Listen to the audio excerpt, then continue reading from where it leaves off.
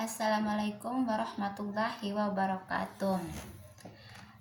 Perkenalkan, nama saya Nimatul Janatokan. Saya dari kelas PAIE NPM 130119072. Baik teman-teman, jadi di sini saya akan meresume kembali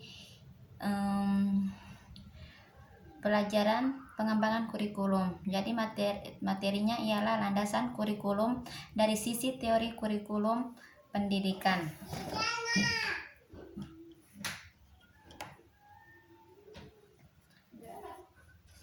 Sebelum melanjuti materi, saya akan menjelaskan terlebih dahulu tentang apa itu kurikulum. Jadi, kurikulum merupakan sesuatu yang sangat besar, sangat mempengaruhi manusia. Diibaratkan seperti sebuah bangunan. Jika bangunan itu kokoh, maka fondasinya pun harus kokoh, sama seperti kurikulum. Di sini ada 5 fondasi kurikulum. Yang pertama ialah dasar falsafah. Yang kedua ialah faktor-faktor sosial dan budaya. Yang ketiga ialah kemajuan iptek, yang keempat ialah siswa, dan yang kelima ialah teori belajar. Teori belajar di sini ialah berkaitan dengan bagaimana kurikulum ini dilaksanakan.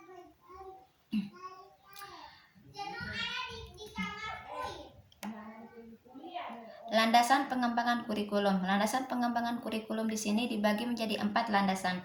Yang pertama ialah landasan filosofis, yang kedua ialah landasan psikologis, yang ketiga ialah landasan sosial budaya, yang keempat landasan ipteks. Selanjutnya ialah peranan kurikulum. Peranan kurikulum di sini memiliki 3 poin. Yang pertama ialah peranan konservatif, di mana transmisi nilai-nilai budaya lama dimasukkan ke kurikulum yang dianggap relevan. Jadi nilai-nilai budaya lama yang masih dianggap relevan bisa dimasukkan ke dalam kurikulum. Karena kurikulum tidak hanya dicantumkan atau dimasukkan oleh nilai-nilai budaya baru saja, melainkan nilai-nilai budaya lama yang masih dianggap relevan juga bisa dimasukkan. Yang kedua ialah peranan kreatif. Peranan kreatif di sini ialah mengembangkan hal-hal yang baru yang dipelajari oleh siswa. Artinya tren-tren yang di depan harus dipelajari. Jadi guru harus mengajarkan sesuatu yang bisa dikembangkan ke masa yang akan datang. Yang ketiga ialah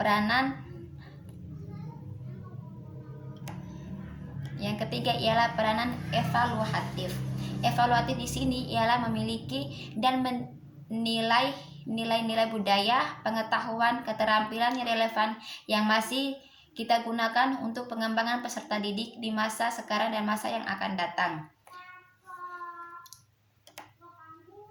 Bidang filsafat. Bidang filsafat di sini dibagi menjadi 3, yaitu bidang logika, yaitu ialah pengetahuan yang benar dan yang salah. Yang kedua ialah etika. Etika ialah berkaitan dengan hakikat baik dan buruk.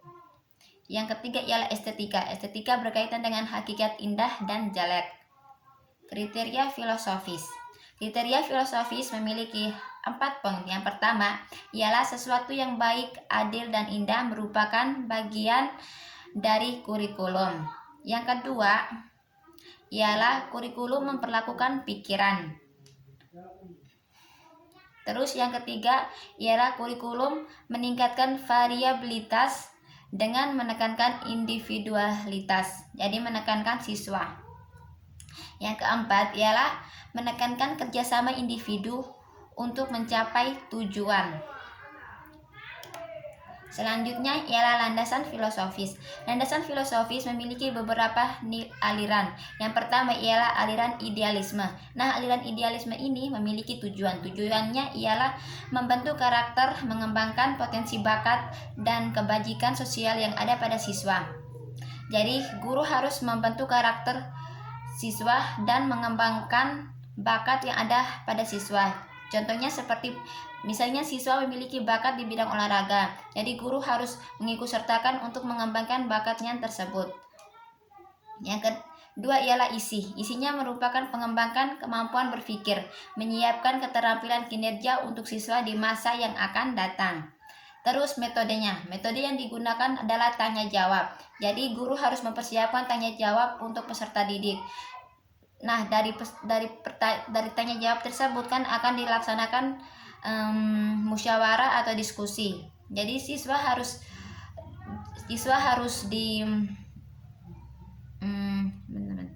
jadi siswa harus bisa berpikir secara kritis. Terus di sini siswa bebas mengembangkan bakat dan kemampuannya masing-masing.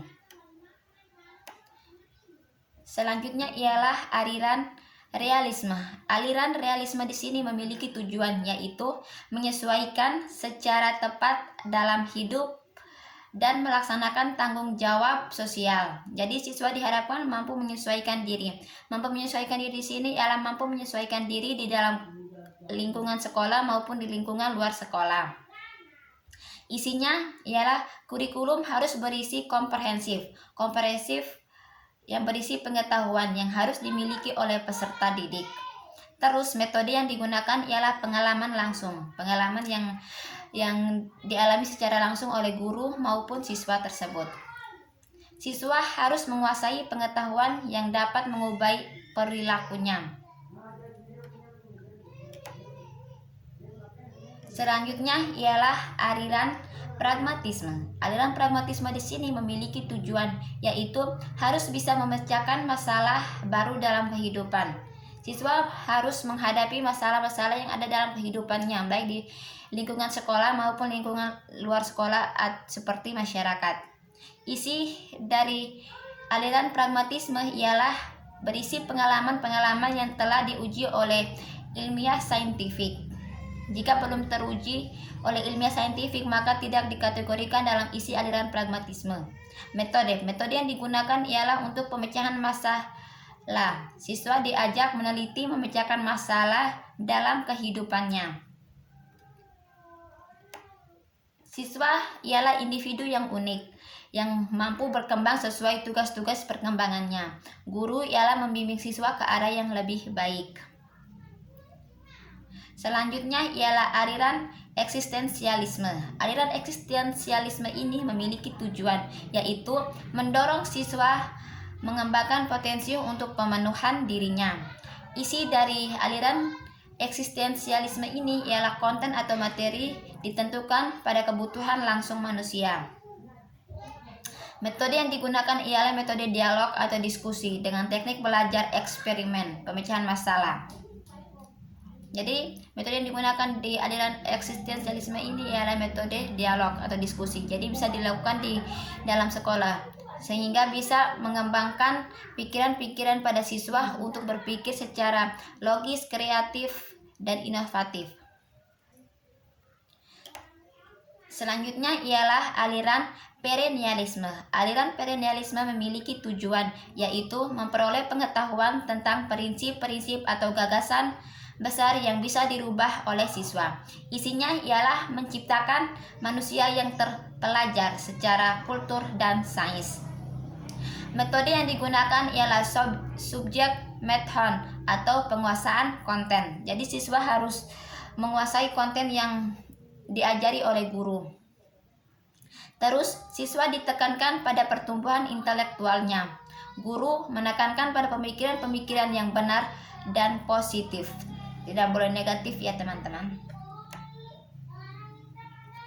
Selanjutnya ialah aliran esensialisme. Aliran esensialisme ini memiliki tujuan, yaitu meneruskan warisan budaya dan sejarah melalui pengetahuan inti dan terakumulasi. Guru harus mengajarkan pengetahuan-pengetahuan sejarah sehingga siswa tersebut mampu mengetahui sejarah-sejarah seperti sejarah Indonesia di masa lampau yang penjajahan Belanda. Isi dari aliran esensialisme ialah berisi yang harus dipelajari oleh siswa. Metodenya ialah menggunakan metode tradisional. Terus guru harus inisiatif mengembangkan metode belajar.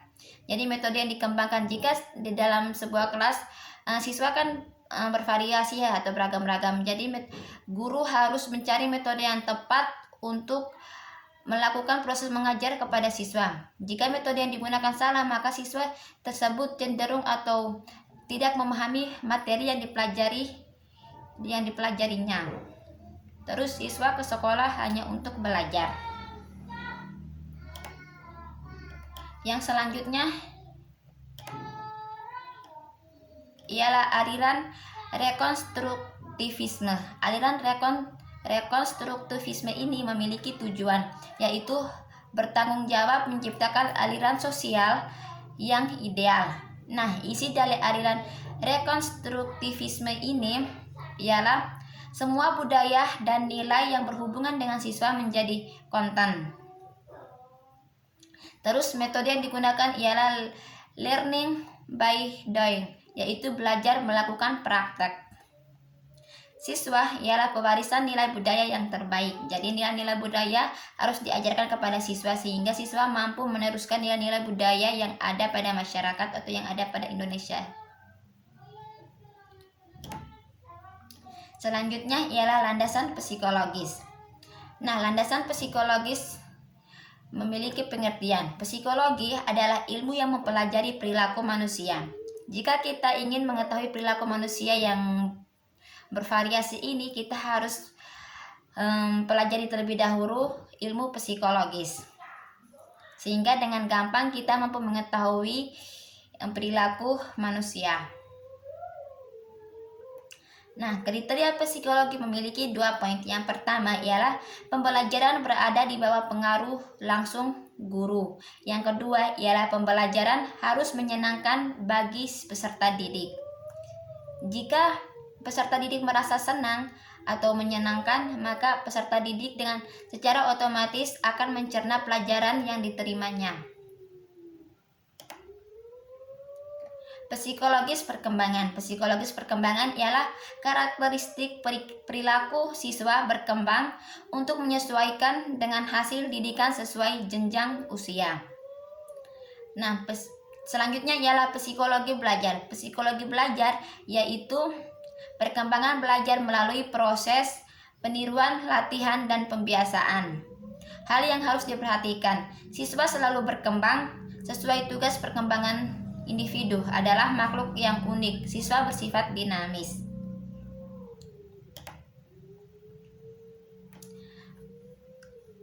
Itu saja yang bisa saya presentasikan melalui video YouTube di sini. Terima kasih telah menonton. Assalamualaikum warahmatullahi wabarakatuh.